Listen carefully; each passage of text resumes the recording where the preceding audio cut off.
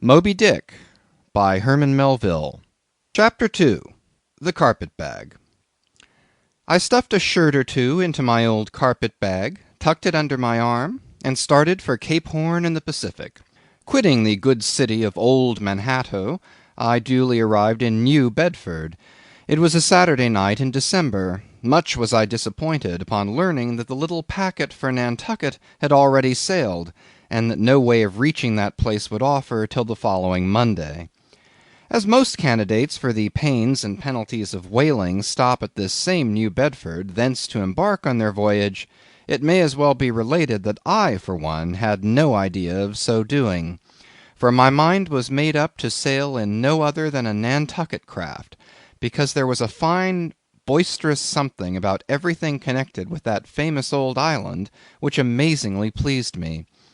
Besides, though New Bedford has of late been gradually monopolizing the business of whaling, and though in this matter poor old Nantucket is now much behind her, yet Nantucket was her great original, the Tyre of this Carthage, the place where the first dead American whale was stranded.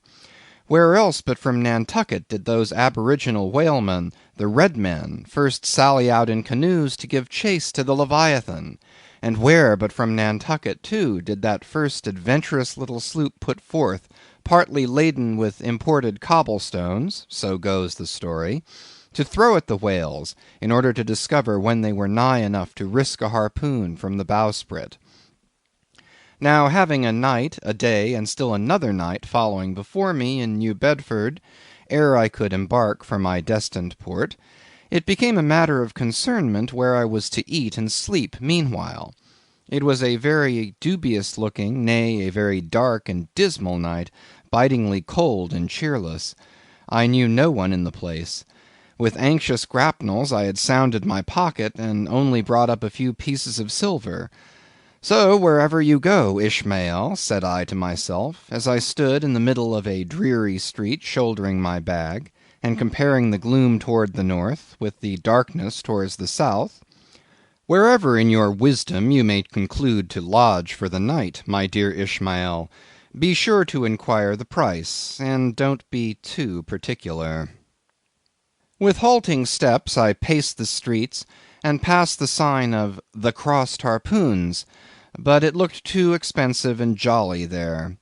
Further on, from the bright red windows of the Swordfish Inn, there came such fervent rays that it seemed to have melted the packed snow and ice before the house, for everywhere else the congealed frost lay 10 inches thick in a hard asphaltic pavement. Rather weary for me when I struck my foot against the flinty projections, because from hard remorseless service the soles of my boots were in a most miserable plight. Too expensive and jolly, again thought I, pausing one moment to watch the broad glare in the street, and hear the sounds of the tinkling glasses within. But go on, Ishmael, said I at last, don't you hear? Get away from before the door, your patched boots are stopping the way. So on I went. I now by instinct followed the streets that took me waterward, for there doubtless were the cheapest, if not the cheeriest, inns. Such dreary streets! Blocks of blackness, not houses, on either hand, and here and there a candle, like a candle moving about in a tomb. At this hour of the night, of the last day of the week, that quarter of the town proved all but deserted. But presently I came to a smoky light proceeding from a low, wide building, the door of which stood invitingly open. It had a careless look, as if it were meant for the uses of the public, so entering, the first thing I did was to stumble over an ash-box in the porch. Ha! thought I, ha! as the flying particles almost choked me, are these ashes from that destroyed city, Gomorrah? But the crossed harpoons and the swordfish?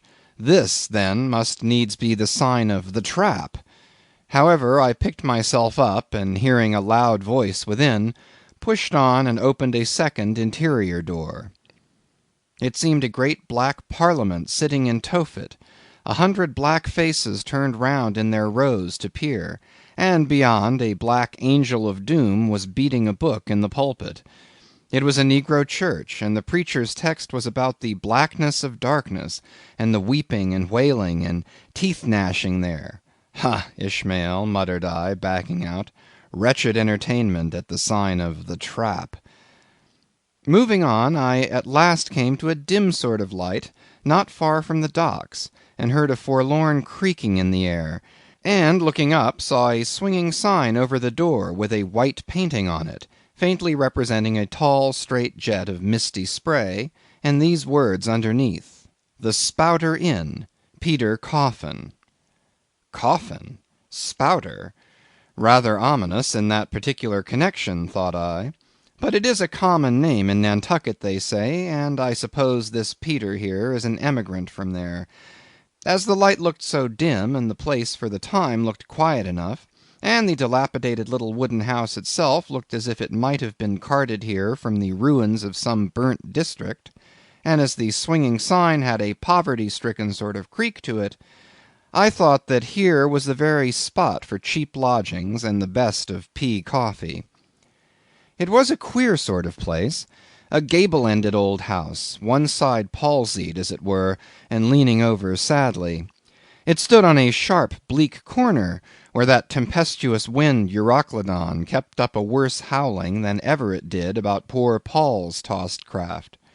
Euroclydon, nevertheless, is a mighty pleasant zephyr to any one indoors, with his feet on the hob quietly toasting for bed. In judging of that tempestuous wind called Euroclydon, says an old writer, of whose works I possess the only copy extant, it maketh a marvellous difference whether thou lookest out at it from a glass window where the frost is all on the outside, or whether thou observest it from that sashless window where the frost is on both sides, and of which the White Death is the only glazier. True enough, thought I, as this passage occurred to my mind. Old Blackletter, thou reasonest well. Yes, these eyes are windows, and this body of mine is the house. What a pity they didn't stop up the chinks in the crannies, though, and thrust in a little lint here and there. But it's too late to make any improvements now.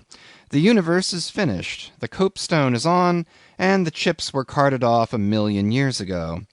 Poor Lazarus there, chattering his teeth against the curbstone for his pillow, and shaking off his tatters with his shiverings, he might plug up both ears with rags and put a corn-cob in his mouth, and yet that would not keep out the tempestuous Euroclydon. Euroclydon, says old Dives in his red silken wrapper. He had a redder one afterwards. Pooh, pooh, what a fine frosty night! How Orion glitters! What northern lights! Let them talk of their oriental summer climes of everlasting conservatories. Give me the privilege of making my own summer with my own coals. But what thinks Lazarus? Can he warm his blue hands by holding them up to the grand northern lights? Would not Lazarus rather be in Sumatra than here? Would he not far rather lay him down lengthwise along the line of the equator? Yea, ye gods! Go down to the fiery pit itself in order to keep out this frost?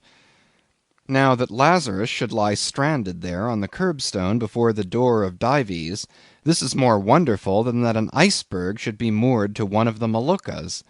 Yet Dives himself, he too lives like a czar in an ice palace made of frozen sighs, and being president of a temperance society, he only drinks the tepid tears of orphans.